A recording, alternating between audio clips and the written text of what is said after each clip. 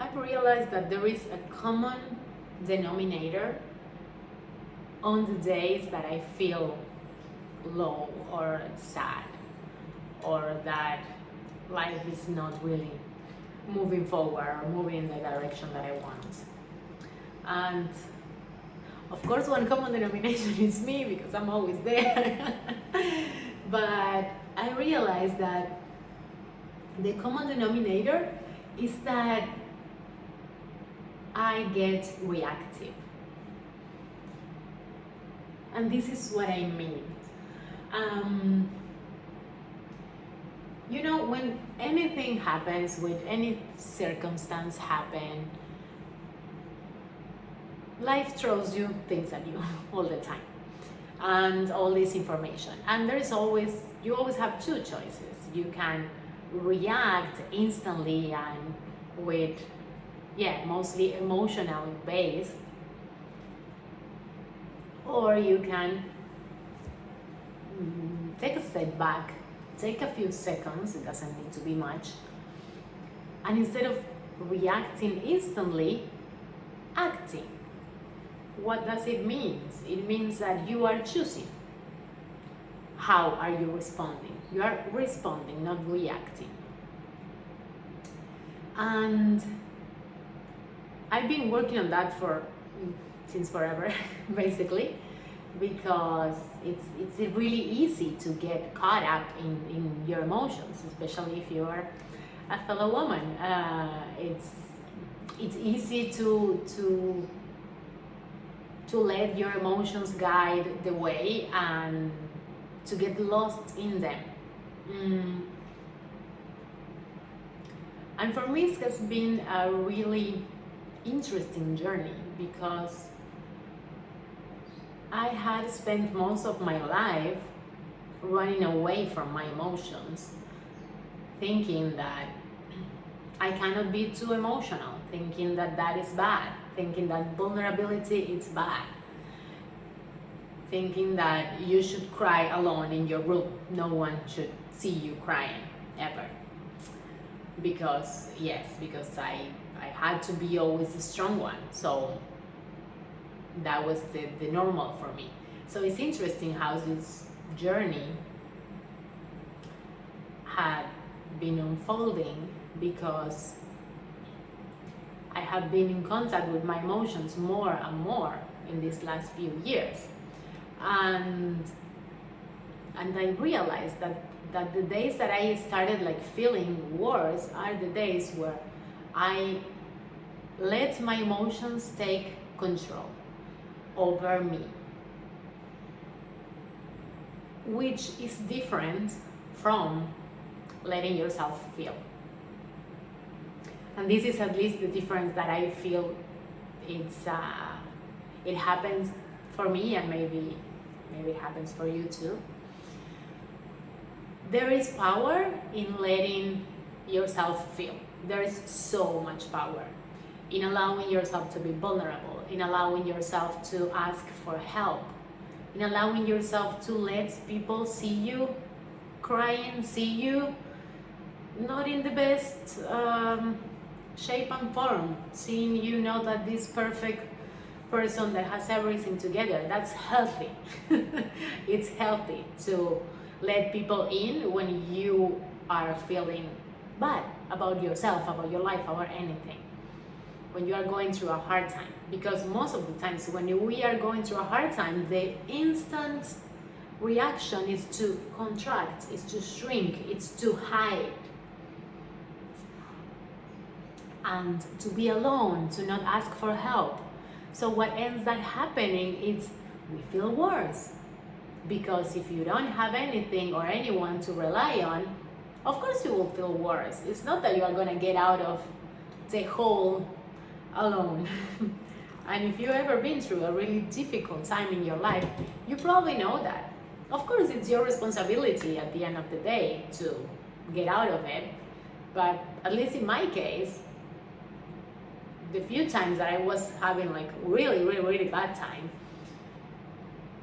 I choose to get out of the situation, but my friends were there, my family was there. maybe not knowing the whole story, maybe in different shapes and forms, but I had people around me to rely on, to do things, to look forward to things. So when we are feeling low and we are having these low periods of life, and we contract and we get even more lonely and we don't go anywhere and we just stay home and stay in bed all day. It's okay to allow yourself to feel things, but if that is the majority of time, then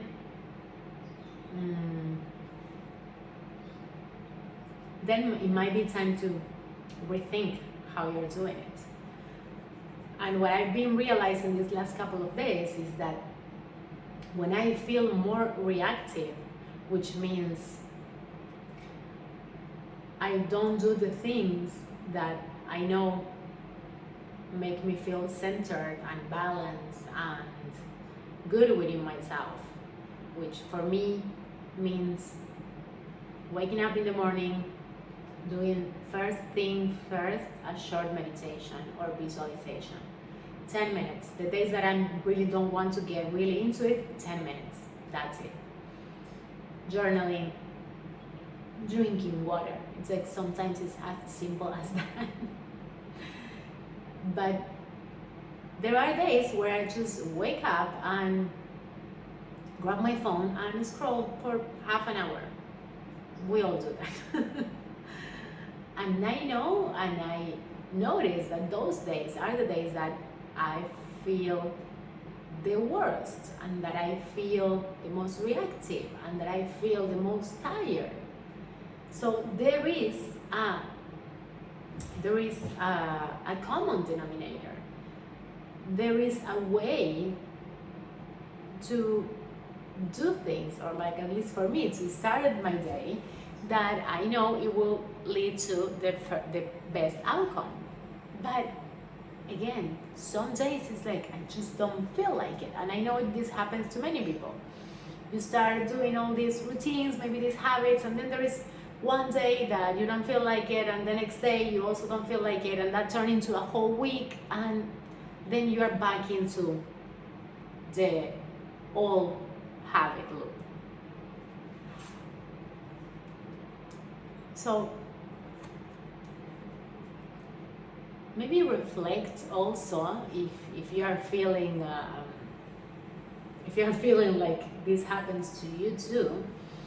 It's good to pay attention to what are the things that trigger this, to what are the things that make you feel your best versus your worst. And I just saw a video of this girl, like I really like that life hack. That she said, okay, if when you're having like a bad day, or like you started off with the wrong food and things don't seem to flow, and one choice that you have is just accept it, go through it, and just try again the next day. That's valid.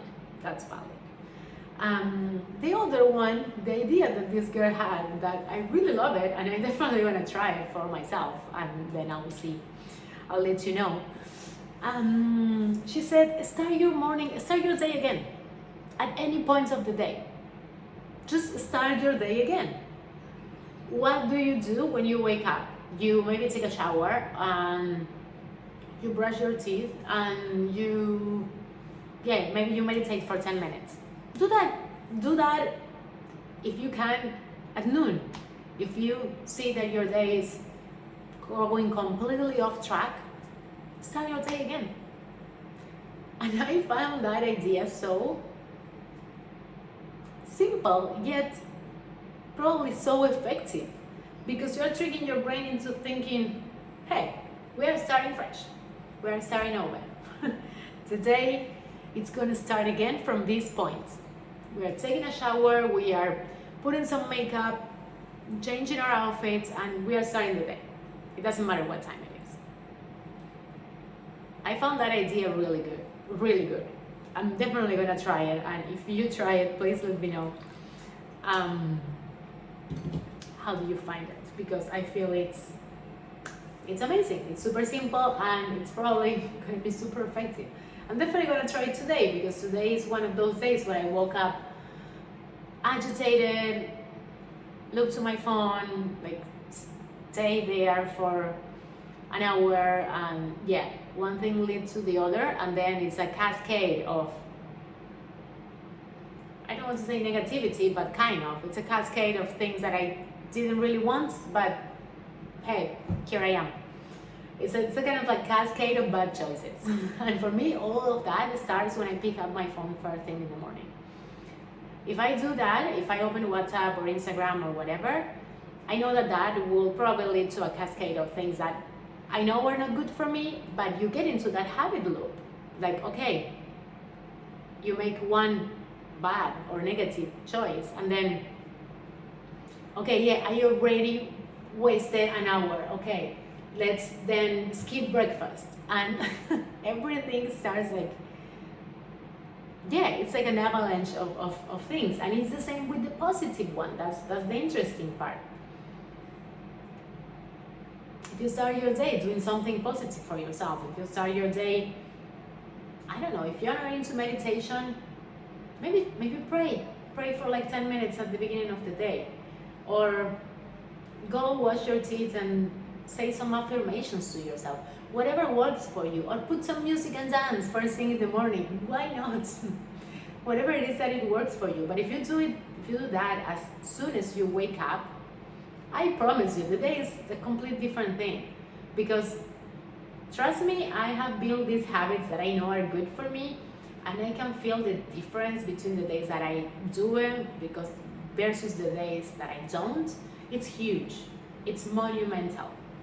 When you get used to that, it's like such a day and night. But again, we're all human, and sometimes you're not gonna feel like it. Sometimes you're gonna have, I don't know, a bad night's sleep, and then the following day things go south, and yeah. So I'm gonna try that hack today of starting the day again.